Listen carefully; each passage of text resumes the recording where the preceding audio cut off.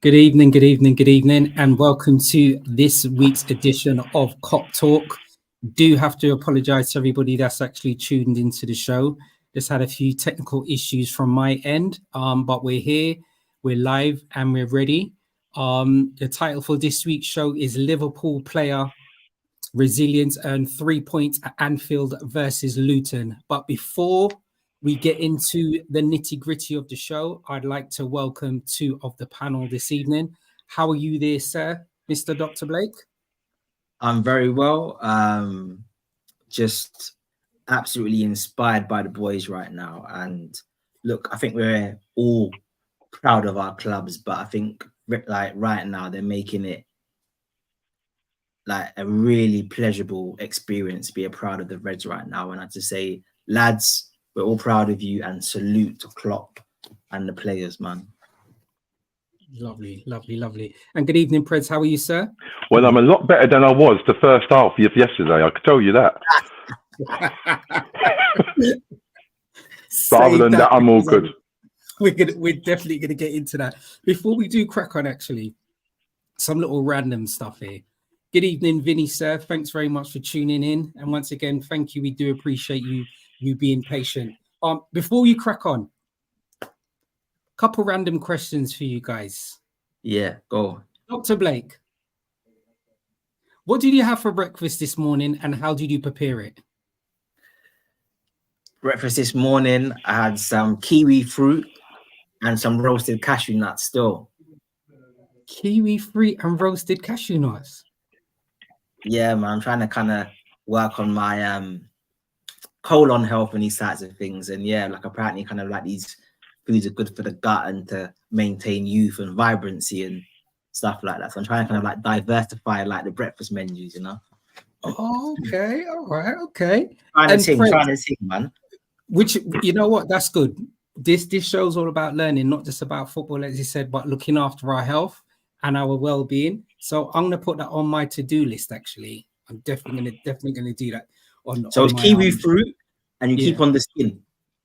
And you keep the skin on. Yeah, apparently it's one of the best things you can do for your colon in terms of like fiber and all that. Okay. Yeah. See? You learn something new every day. Preds, I've got a different question to you. Have you ever tasted toasted bun and cheese? No. No. Have you ever toasted bun? I've never toasted bun in my life. But hey, you've just opened up and you just opened up Pandora's box there, because like, because normally I get my 2 pieces of bun, I get my big fat piece of cheese, and I'll just slap it together, and I'm good to go. But now you're talking about toasted. Are you talking about the cheese melting on the melted? No. So what you do, obviously, you get the bun, you just toast it very lightly. You put your butter on, and then if you want to put a little cheese on, then you can. But that's something that you add on there. Jesus. Oh, Jesus. Hold on for 1 second, yeah? I'll be right back. I'll be doing that. I'll be doing that straight after the show. I'm telling you. I love my bun and cheese, you know. Actually, one that I did see someone doing was putting the hardo bread in the oven. And then he kind of like, so put some butter on it, put like a nice cheese, wrapped it in cling film, and then put it in the oven, but not for too long, so that the whole thing didn't come too soft. Maybe about 5 minutes or so on a hot oven, and yeah, like the cheese melts, the bread crisps. And not a lie, boy. I said yes. Yeah, but it's a technical thing. It's a technical thing. You have to get the right type of hard boiled bread, though, isn't it? I guess so. No, I mean, question to you, look, when you get your hard boiled bread, you get the one with the slices already, or do you just get the big fat one? The big fat one, man. Oh, no. You got to get the little square ones, man. Nah, man, the square ones are being processed too much, man. Like you need that as raw as possible, man. That is on my to-do list, to be fair. Thank you very much, gentlemen. So look what we've created. Not only do we talk about football, but we talk about preparing food as well. Cop Talk Cook Shop. You can Me love me bun. Me love me bun and me love me bun and me love my cheese and rice and peas and chicken. Yeah, boy. Yeah. Anyway, you got me talking about food. Well, I guess everyone's in the West London area. There's a Caribbean shop in Ruislip, One Love restaurant. I'll get the right name. Are you plugging? They do a dread pea soup in there. Jesus, boy, that pea soup is. Hey, Mr. Blake, Mr. Blake, listen. You can't come on the show and start spreading out about my little hideaway restaurant. Yeah. If I go in there and I can't get my little spot, I'm coming for you, Abu. I'm coming for you. Because I want my little spot. Yeah, it's a very, very nice spot. Very nice spot. Perfect. Good evening, Chris. Yes, we are live. We thought CW's like, hold on, have I tuned into the right one?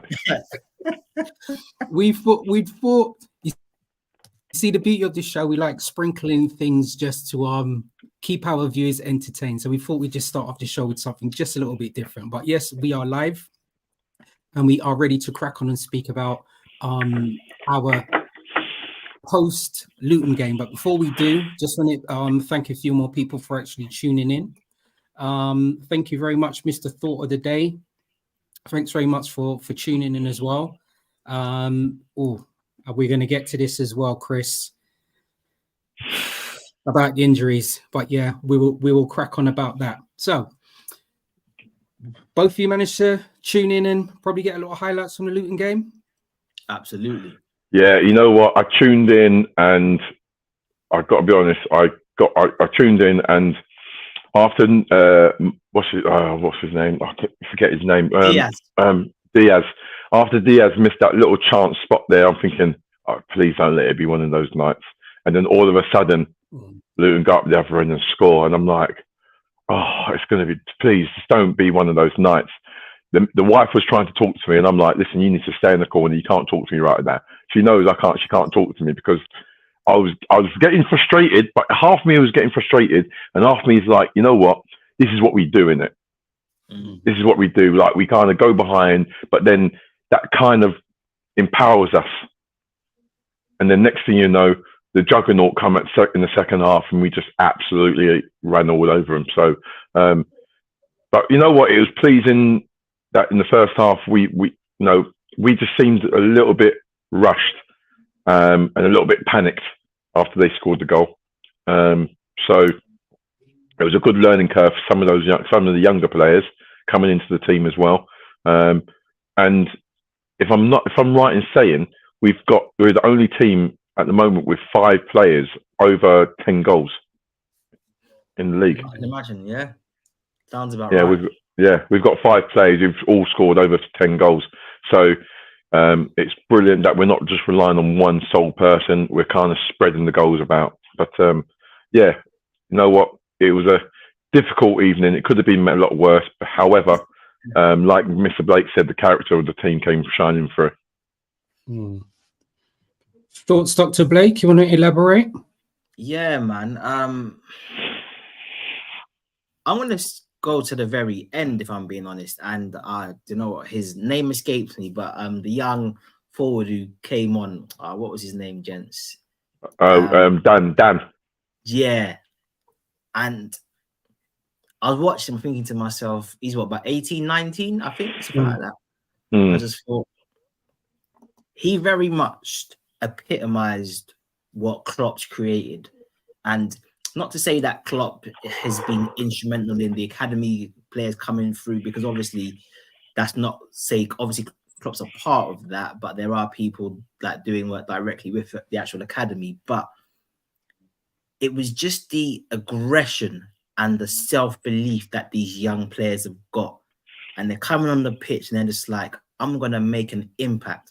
I don't care if it's my debut. I don't care if it's at Anfield. I'm coming just to impact this team and contribute. And there was one, he's come on. Someone's lost the ball and he's pressing. He was just so sharp to the ball, intensity. Then he obviously plays the through ball that then leads to the 4th goal.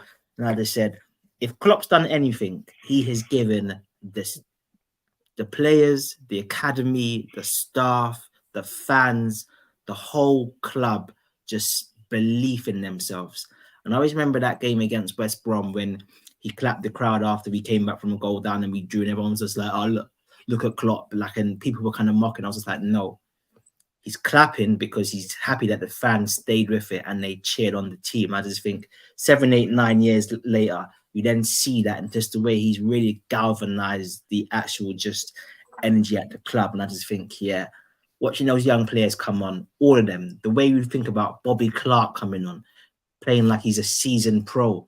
Bradley's almost playing like he's been at the club for like 10 years and like he's like a regular first team player.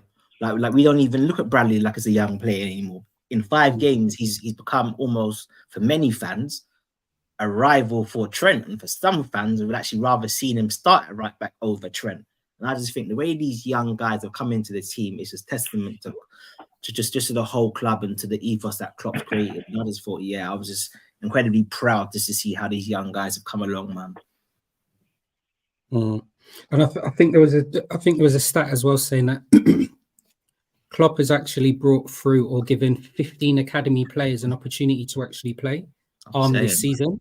So that really kind of extends on what you were just saying here as well, Dr. Blake. I think for me, I'm going to bring up the teams that we both started with, Liverpool's team and Luton's in a few minutes. I think for me, the first half I was actually quite frustrated with the first half. I think Luton had speed and recovery positioned. We looked like we hadn't played together. We looked lackluster. Luton also had combinations. They were making a combination of going through man-to-man and zone opportunities. I think they were fluid in their approach to defending, and that's obviously a credit to how Luton's manager have them set up. And I think I kept scratching my head. Diaz was up against who was it? Was it Bell or Manji? I think the person's name was Manji. And, yeah. I think it's only afterwards at half time I was speaking to somebody who supports Man United. I didn't realize that Man United sold him, and Luton picked him up for £1 million. So I had absolutely no idea that he was actually at Man United before. But in the first half, I really thought Luton played well. But hey, look, that was just my little snapshot. Good evening, sir. How are you? We have somebody new coming to join us. Marcus, how are you this evening? Can you hear us? Yeah, I'm good, thank you. I'm good. I'm here. Good. Welcome aboard. Yeah. We had something a little customary this evening, Marcus. I'm going to throw something here at you, all right? I've been having random little questions for the panel this evening. Do you drink, Marcus, at all? Yeah, I haven't been since New Year's Eve, to be honest with you. Oh, don't worry. We're talking about pre New Year's Eve. Yeah. Have you ever tasted Guinness and Ribena before? Yeah, Guinness and blackcurrant. Yeah, that's my go-to. Yeah. That's your go-to. That's my go-to. Me and my wife what does that do on the regular. For anybody that hasn't consumed Ribena and Guinness, tell us about those taste sensations. It's, sometimes you could get a Guinness is nice. You could drink a Guinness, on a Sunday, you know what I mean? But when you just want a little bit more of a little bit more of a sweetness to it. Yeah. You can even fling a little rum in there as well. Just spice it up a bit. Right, look at Ray and his nephew, yeah? Yeah, man. It's nice. That's my go-to, 100%. Guinness and blackcurrant. Okay. Yeah, see, I've asked the right questions from the panel this evening. I had a feeling it was going to work. I'm just gonna present the starting teams for Liverpool and Luton. While they're up, Marcus, I'm going to give you the opportunity just to give us your little thoughts on what you thought the game was for yourself. Let me just bring something else up on the screen. Tell me whether you can see this or not. Can you see it? Yeah. Yeah, man. Oh my God! Listen, Stoney, you have outshone your. What? We got IT now, yeah. Yeah. Hey, we've got next levels. IT thing. Next level. We got something here. Hopefully that's clear as well. Marcus, your thoughts on the game? First half and second half. First 10 minutes of the game, I was positive, but frustrated. I thought we were doing all the right things. I thought McAllister, Endo got into the game really quickly. Even Gravenberch got into the game quite quickly. I was frustrated with our forward line because I felt like they were rushing things. They weren't calm. And we should have been 2-3-0 up in 10 minutes. No joke. But Diaz was frustrating the hell out of me. And then they scored. And I just thought, I got quite negative. I was like, is it going to be one of those nights where it's just, we just know what happens. We have all the play, all the chances, and we end up nicking a draw or losing. And I thought, let's see how this plays out. Yeah, and like the first half I was just frustrated. I was literally shouting at the TV because I felt we were getting into very good positions. Like up to the final third, our patterns of play were good, and we were just rushing the finish. And it was mainly Diaz and Elliot, and I was just super frustrated with them, to be honest with you. Yeah, and I think. When I saw them walking off the pitch at half time, Diaz and Elliot, like their heads were down, shaking their heads.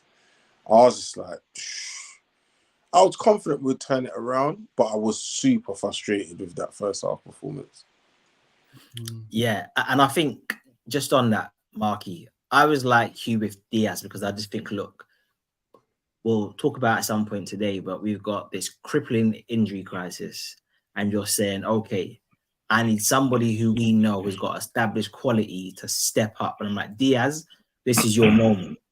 And then, after that first 20 minutes, I was just like, you see, this is when your dad started talking about thank you, Liverpool. Where? Like go Barcelona, innit? I was getting mad. I think to myself, nah, Diaz, you're taking the mick. But I just think, sometimes you have to kind of stand by these guys, innit? And for me, what was really impressive was I just felt there were a couple of players, and I'm mainly thinking, to be fair, like it was the midfield, like there were other players as well, but I just thought when the team were struggling, McAllister, Endo, Gravenberch just maintained their levels. And I was just like, this is what I'm looking for. When it's going against us, when our heads are down, who can we rely on? Like, so many players, when the going's good, they're great. But when you need those guys to step up, who's going to be leading the light? And I just thought the performance of the midfield, in particular, Endo and Mac 10, I thought was absolutely amazing in that first half. And I just said, these guys just mustard, man. And we were, as much as in the first half, we were, like I said, we were rushing things and we weren't composed. And I thought we were just a bit too hasty to try and get the goal, to be honest. I felt like with a little bit more control and slowing things down a little bit, we would have been able to be a lot more clinical. But then second half, I was just, again, super impressed by Conor Bradley.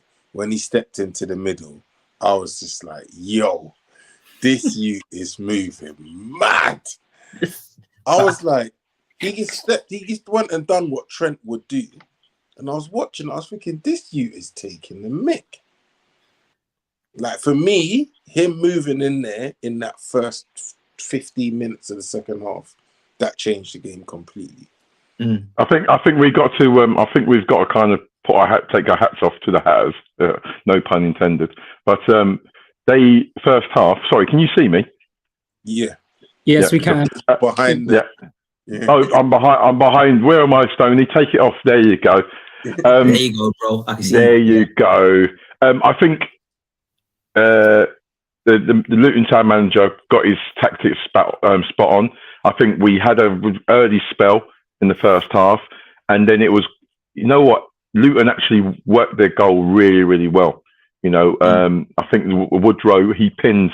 I think Endo got caught ball watching and carried on, and he lost his man. They played it. They worked it really, really well in the box. I think Keller could have done better in regards to the save that he made.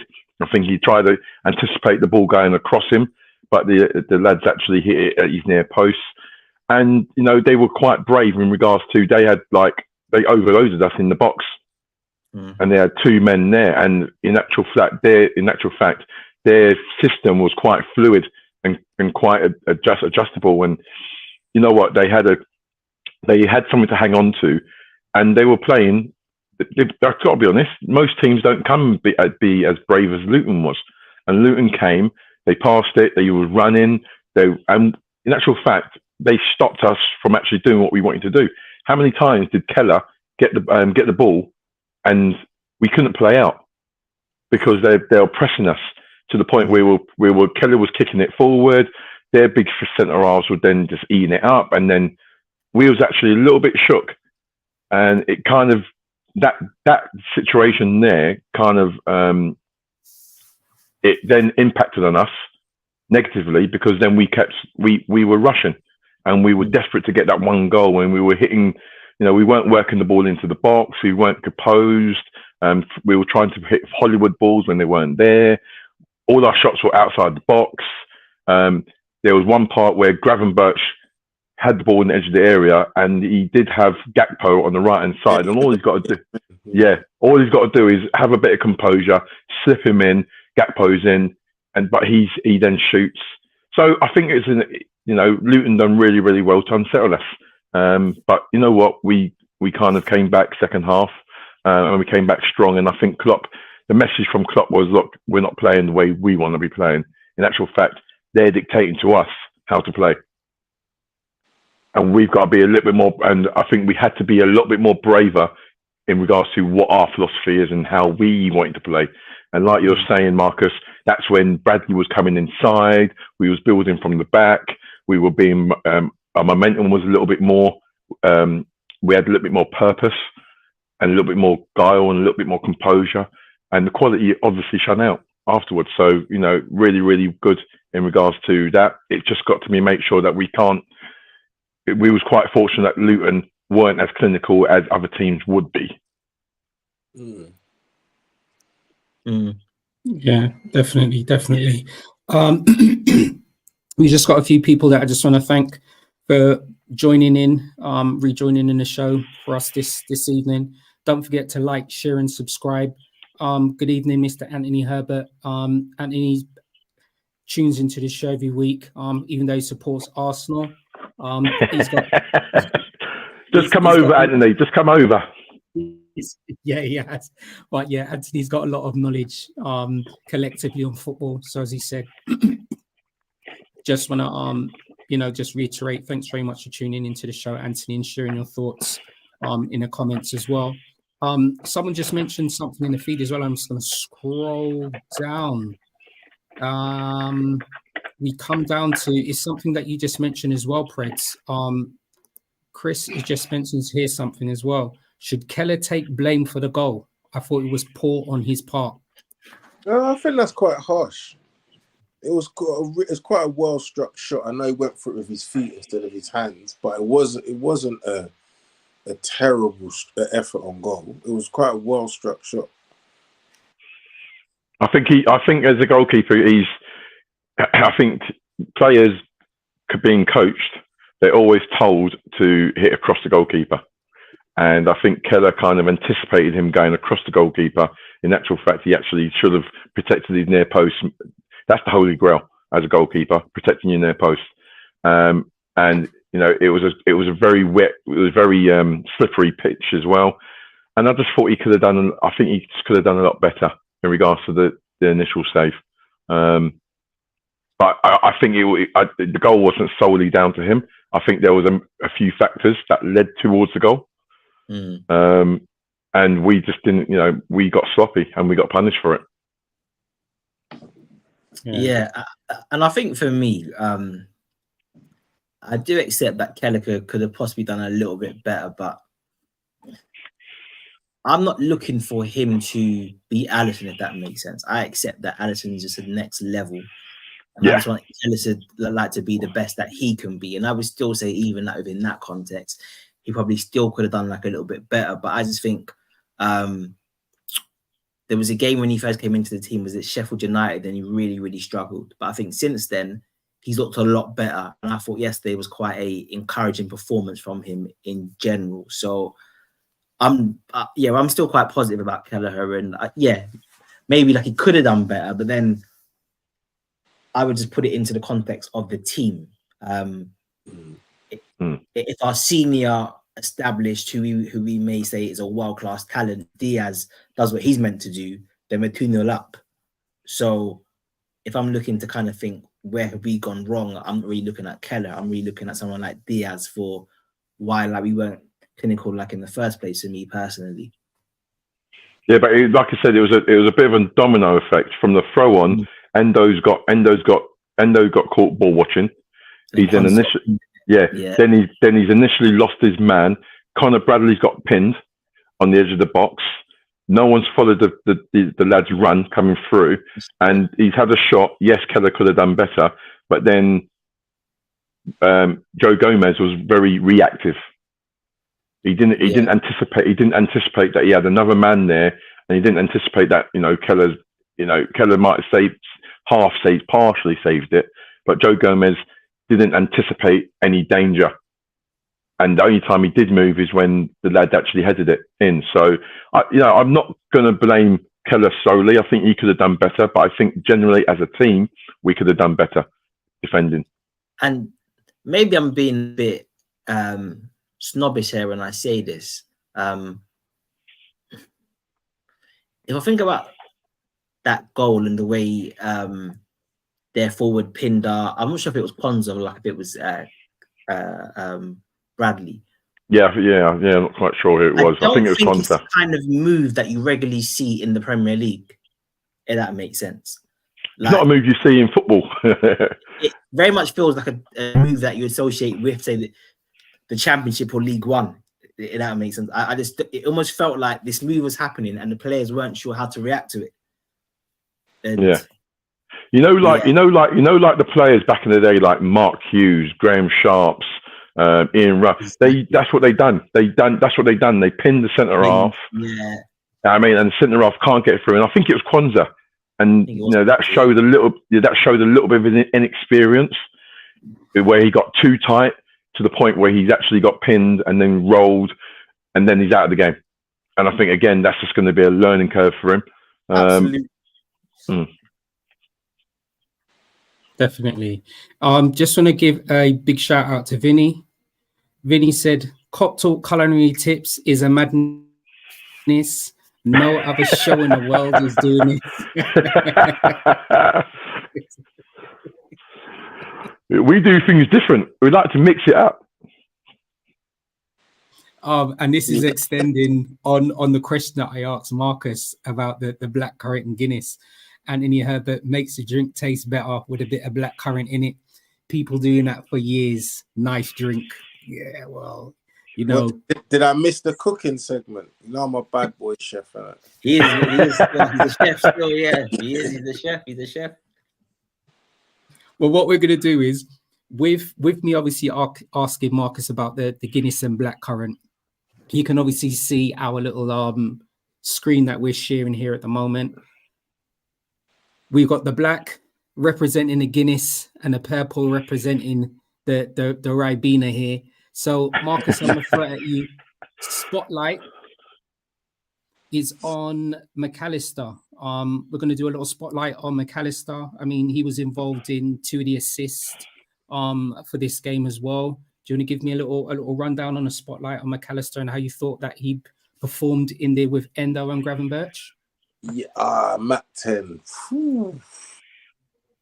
he's just coming into his own. I'm loving it. I'm actually loving watching him play a bit further forward now. Also, as well, I think it's really important for him to also not go too far forward, because I feel like that gap between Endo is a decent passer, but I feel like the little bit closer he is to Endo, the better our build-up players. I feel like if he gets a bit too far away from him, like he's that connection between the defense and the attack. And I feel like that type of game, I know, like that Thiago role, but as much as we go crazy and all out, I just love that type of player who can just ensure that we don't just give the ball away to try and win it back. Sometimes I feel like we're giving it away to win it back, but I feel like we can be an even better team if we just control that part of the game a bit better, keep the ball a little bit better. Nice. I appreciate that. So as a team performance for Liverpool, what would you give as a team performance for Liverpool? I'd give yesterday's performance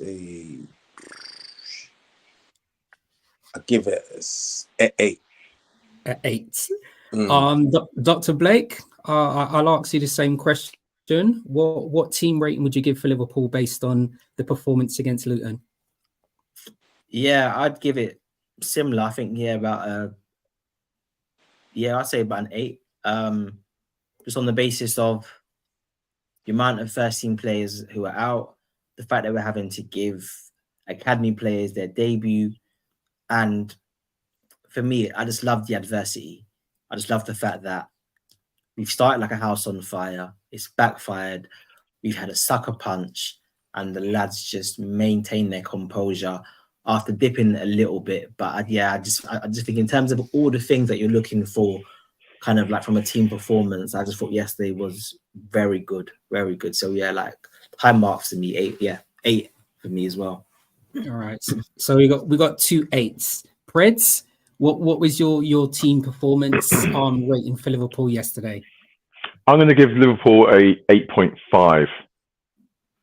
I think that our counter press, our press, like, okay, we are frustrated in the first half, but if you kind of recall, our press was so good that they kept giving the ball back to us. The only disappointing thing is that our end product wasn't as clinical as it should have been. However, to dust ourselves down and then to come out second half, because you know what, first half, as much as it's frustrating, it wasn't a bad performance. It was just a case of we got hit with a sucker punch, and there was a couple of times where Luton had a really good period in the game. However, their keeper, we were keeping their back four quite busy to the point where their defenders were, getting their body in front of everybody, in front of every ball. They were celebrating every tackle. Luton Town was. So performance-wise, first half wasn't that bad. It was just we just needed a bit of composure. Second half, we had the composure, we had the quality in the final third, and we were clinical.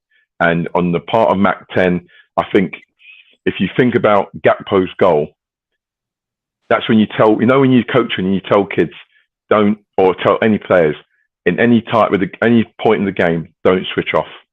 And with Mac 10, the second goal, he saw that the Luton Town players were having a bit of a chit chat. He looked over his right shoulder. He saw that he was 5-10 yards off him.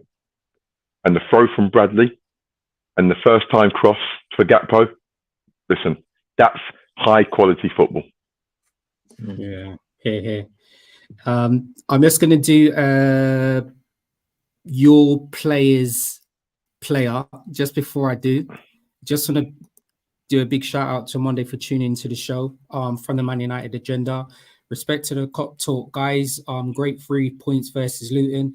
This is going to be one hell of a title race. I really agree with you on that on Monday. So I'm going to work back to front here, back to front before we moved on to the Carabao. Preds, who was your man of the match? I think my man of the match would be VVD. I think he, as a skipper, as a player, he was back to his best, and I think he marshalled the team, not the back line. I think he marshalled the team excellently, and his goal, he fully deserved his goal in respect of he just like Gakpo done that cheeky little block. And then the lads tried to grab hold of VVD, and VVD's just gone, get off me. And he's headed the ball in. And after that, he controlled the team as a captain. And I think, the side needed that. The side needed their big skipper to come and say, listen, let's just keep it calm. Let's be composed. We've got the quality. All right. Let's just make sure we maintain our thing. And I think VVD done really, really well in that respect. Perfect. Dr. Blake, who would be your man of the match? I'm going to echo Preds' sentiments. I think everyone realizes or knows how highly I rate our captain. For me, it's like this. I feel like for anyone who's seen Game of Thrones and knows about the character called Jon Snow, like the hero who was promised, the hero who came from nowhere and led us in kind of adversity against all of the odds to the top table. And I just think to myself, this guy chose Liverpool when there were 2 or 3 clubs who he could offer him more money, and he probably would have had a better chance of winning trophies. And at that point in time, it was just a promise about what we could become. Our second Champions League qualification we had that season in about, I want to say, 6 years. So we weren't a team who were established. And I just think for him to come in January and for us to make a Champions League final against all the odds instantly just spoke of his actual quality and impact. And look, I've said since day dot, he's been the real captain on the pitch from the first moment, like he actually came to the club. And for me, what I've always admired about Van Dijk is his influence on the team and the confidence he gives the other players to play well. It's never been about him. The guy can take free kicks. The guy can bring the ball out. He's happy just to let his teammates get on with it and shine. Doesn't need to be the center of attention. He doesn't need to be making himself heard, shouted. He just does what he needs to do to ensure that the team can thrive. And I just thought, when you need your captain, when you're goal down, to come up, step up and deliver, this is what he does. And I just think, Van Dijk, absolute icon for the club. And look, it's time when I speak about Van Dijk and I feel a bit emotional. Like I start to well up. What can I say, man? I just think, Van Dijk, amazing. Perfect. And last but not least, Marcus, who is your man of the match? I'm gonna complete the set. Mac 10 ran him close. Yesterday, but just when we needed someone to step up, he just stepped up and got us the goal. He was a massive threat from set pieces all game. I think he nearly scored 3 headers. And I want to see more of that. I want to see him actually just bully man in the box when the corners are coming in. But yesterday he stepped up like exactly when we needed him. So I'm gonna go VVD. There you go. And that's a clean sheet there. Clean sheet. Gents, thanks very much for giving a nice little post-game analysis on the Luton game. We're just going to move on onto the Carabao Cup game. Just before we do, Anthony Herbert just wanted to drop this in. As I said, he's an Arsenal supporter, but he's being realistic, saying that Arsenal won't win the league. I'm going to make sure I actually star that and keep that in our chat, just in case he ever changes his mind. So that's going to be good. He's definitely going to keep it. I tell you what, Stoney, you're getting all technical with that, bro. I like that. Yeah, Stoney, man. You know us, we're always trying to add something just a little bit different to the show. We're always learning from each other. I'm listening to you guys. I'm listening to people in the comments. So we're just always trying something a little bit different. Nice to keep it freshened up, you know. So this Sunday sees us playing against Chelsea. We have won the League Cup 9 times already. We may be going into this cup final with a depleted squad or team. What are your thoughts, gentlemen, going into this EFL Cup? I think we've got to be upbeat. I mean, look, we have a few players out, and admittedly, I would like at least 2 of those players who didn't play on last night to be available. However, listen, I know Chelsea might have turned a little bit of a tide, but I think Mr. Dr. Blake kind of mentioned it earlier on in the show that these players, and I'm going to go on the back of what Klopp said, they're not young players. They're senior players now. They're in the senior squad, and they've been training in the senior squad for quite a while. And Klopp sees these boys every single day, and he sees something. He trusts them. I think, if anything, do you think? And this is the question to the panel. Do you think now, in regards to our injuries, are we now considered the underdog in this game? No. And you know what, Marcus? No, actually, Marcus, you go first. I'm going to go last on this. Go ahead, Marcus. I'm going to say no, because it's not unknown what our fringe players can do. They've been doing it for 3-4 months of the season. Like, I think even our fringe players are outperforming anyone in the squad. They have been for the whole season. So there's no way that we can be the underdogs, even with that first 11 we put out yesterday. And we had Robertson, Konate on the bench. Like, they're fit. There's no way. Chelsea's starting keeper is Petrovic. Like, there's no way we can be underdogs. I know that puts a little bit more pressure on us, but I said bring it on.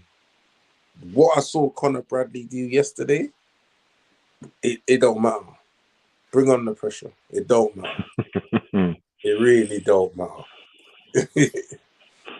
Yeah, kind of. Yeah, it's very difficult to not get completely carried away by Conor Bradley, because he's just showing too much quality in all phases of the game, and it's not like you could say this is form or this is a young player having an impact on the team. I just think this guy looks to be like the real deal, man. Real deal. So yeah, I'm probably a bit less bullish than what Marcus is regarding Preds' question. Because I'm working on the basis that if we don't get certain players back, can the team that beat Chelsea, can the team that started yesterday, can that beat Chelsea? So let's assume that Konate comes back. So we add Konate to that. I'd still say yes. I still would have us as slight favourites, but I think it's a very close game. I don't see us comprehensively beating them like we did at Anfield 2-3 weeks ago when we absolutely spanked them. I could see it being more like a 2-1. Personally, I just think Chelsea. Why? I just think Chelsea, for all their inconsistencies, I think they've actually got quite a lot of quality. I think they've got more quality than what their league position suggests, and I'm unsure about how good our front three is, if I'm being honest with you. I've got massive concerns over Diaz. Unfortunately, I think he's an incredible talent, one of the best players in his position in world football, talent-wise, in my opinion, but he's just not delivering. Cody, again, another talented player, but I just need to see a bit more aggression from Cody. Like, I need someone to cuss his mum or something, of him just to get a bit angry on the pitch. And just need to see, it almost feels like Elliot's the only one in that front three who's got a bit of spite and intensity to his game. And yeah, I would still back us to win the game, but I just think it's going to be close if we have to play that same team as yesterday. Yeah, I agree. And you're right. I think we're still unsure player-wise who are actually going to be fit for Sunday. I think I'm making an assumption here, but I think Alisson's going to be out. Trent's going to be out. Who else is going to be out? Dominic's going to be out. Curtis Jones is going to be out. Yeah. And Jota. And Jota? Definitely out, yeah. Is that right? So 5, that's quite important. And I think from the Chelsea wise, I know these players probably haven't played all of the time, but is it, if I pronounce his name incorrectly, then you guys just correct me. This centre back, is it Badishali? Badishali? He's out. Is it Thiago's out? Obviously, Reece James ain't played that much either, has he? Yeah, Reece James is out. Thiago Silva's out. And Badiashiel's out. So it's probably those 3 that. I think what's quite interesting, you see, regarding Diaz, and I do agree with you on what you said as well, Dr. Blake. Even though his performances haven't been good, he's still been chipping away in goals. I think I probably got the same concerns with you about Gakpo and especially Gravenberch. I mean, them two in the first half against Luton, they looked like they were sharing a bottle of red Passion Alizé because they were just not on it. You know, they weren't on it at all. They were just so lackluster and so distant and remote from the game. It was actually quite concerning. So I think it's about the players that are picked. How quick do they turn up? We can't afford to have a first half like we did against Luton, or I think we'll be in trouble. And as you said, as much as Chelsea have been kind of pondering in the league, these cup games there against them, I don't know. I'm they got quality, man. Do you know what my confidence comes from? I think we start Bradley, Konate, Van Dijk, and I think he starts Robertson. Yeah. Over Gomez? I think he does. I think so. However, even if he goes with Gomez, I can't see Chelsea's front line having a game that's gonna trouble that back line. Honestly, I hear that. I don't see it. I don't see it. Jackson is a bit erratic, isn't he? He's a bit like inconsistent and erratic. Jackson, Sterling, and Kunku, or Cole whoever, Palmer, innit? or if they play Palmer in the field. Yeah. I don't see them having a game that troubles that back line of Bradley, Konate, Van Dijk, and Robertson or Gomez. I can't see it. We've got to remember. This is like, I hear what you're saying, Marcus, and I agree with some parts. It's just one of those things where it's a cup final. It's a one-off game, and it's like, you know, in these particular games, anything can happen in those particular games. And I'm confident in regards to. I'm always confident of a Liverpool win. Always. It's just a case of if we kind of allow Chelsea to get ahead of steam and get a little bit of momentum, it could be a concern. It's just a case of whether the front 3, and we kind of spoke about Diaz, spoke about Gakpo, and we spoke about Elliott, and those 3 there. I'm not saying that I'm not confident with them. I'm fully with you, Dr. Blake, in regards to I'd like to see Gakpo with a bit more purpose and a bit more intent. And when we're saying aggression, and I think what you mean in regression is like yesterday, he was waiting there was a time when the ball got slipped to him on the box, and it seemed like he was waiting at heaven and earth to strike the ball, when it was like the Luton player came in, took the ball off him, and then in actual fact he gave away a foul. And I think his purpose and intent, it just needs a little bit more, bit more. Because I was saying yesterday, and it was probably taken out of context, that for me, I think Gakpo could be very close to Bobby. I don't see his ceiling being the same as Bobby's, but I just think the guy is a very talented footballer. He's got so much to his locker. 6'4". He's actually got a very high top speed. Like he said himself, he's one of the fastest at the club, top speed. He's like, he can be good in the air, 2 decent feet. He's got techers. He strikes the ball well. He's got I think he's got so much to his game. You just need him to have a bit of fire in his belly. Like, pin a centre back, get dirty, a shoulder barge, like push someone.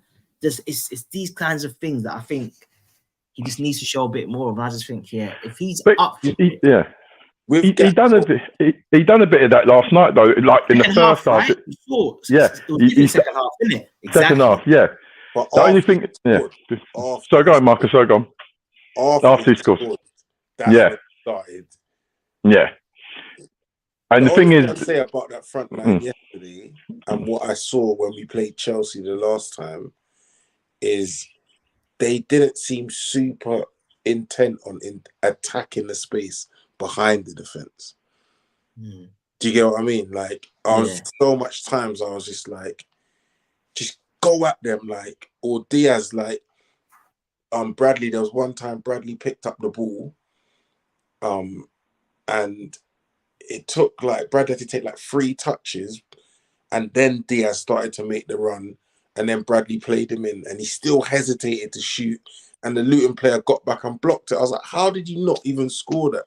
Another time, Elliot had the ball, and he's hesitating to make that run in behind the defense, and they don't really show their pace like Gakpo and Diaz. They don't show how quick they are. They don't use it to be destructive and attack the space behind defenses. Yeah. It's just a case of, for me, the front. If the front three start, will they have enough about them to occupy Chelsea's back four in respect of taking the pressure off our back four? Because, like, you're absolutely right. I'm superbly confident of our back four. However, a back four can't defend for 90 minutes without any breaks. And if we don't have that momentum, if we don't keep the ball, and if we don't take our chances, then that could be a concern. Yeah, and I think, going back to Cody, his acceleration isn't great. He's not slow, but again, he's fast. So where he can do the bobby roll and come back and receive the ball and link it, he can also spin in behind and show a bit of aggression and run them as well. So I just feel like we've got so many weapons to hurt them. I just don't know if these guys realize what they've actually got in their lockers yet. And I just think, as weird as it sounds, when I look at that front three, the only killer I see is Elliot. And it's not that I think he's a killer, but I think that Elliot is almost the one who's maximizing his ability. Like, he's playing close to what he's got.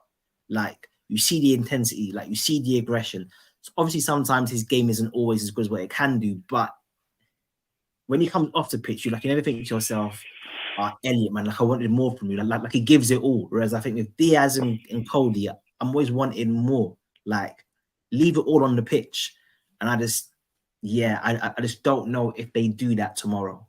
On Sunday. Yeah, I'm hoping one of Salah or Nunes are fit enough to start. Because I think one of them in the front line changes our chances of winning by 30-40%. Oh, absolutely. But I think also as well, I don't want to bring them back if there's a bit of a cloud regarding their fitness. Because it's been worrying how a couple of players have come back and then they needed time out. And I just think we need to give Mo 10 more days to ensure that he's ready now to fight the rest of the season. I'd rather us do that than trying to potentially make a gamble for the cup final. True. And this is where I'm a bit, I don't know, man. I don't know. I'm playing Cody. How important do you think winning this trophy is in this season, in the story of winning other things? I think it's I think it's important. Like, winning trophies is winning trophies, and if you can win a trophy and then build on that, and with the League Cup is notoriously known as one of those stepping stones trophies, where you get a trophy, and all of a sudden it's another little stepping stone to right. You know what? We've got a bit of momentum here, which can only help us going forward. So I wouldn't say like it's a do or die, but winning the trophy, we're in it. We're in the final, so we've got to be thinking of winning it. Yeah, definitely.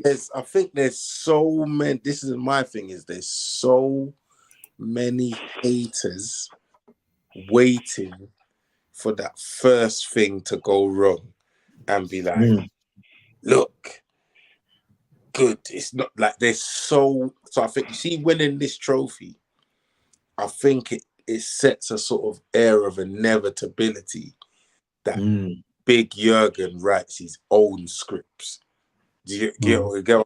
I think if we don't win it puts a certain amount of doubt in the minds of the players and some of the fans. Yeah, I think it's massive winning this trophy on Sunday. I think it's massive. Well, we haven't got long to go.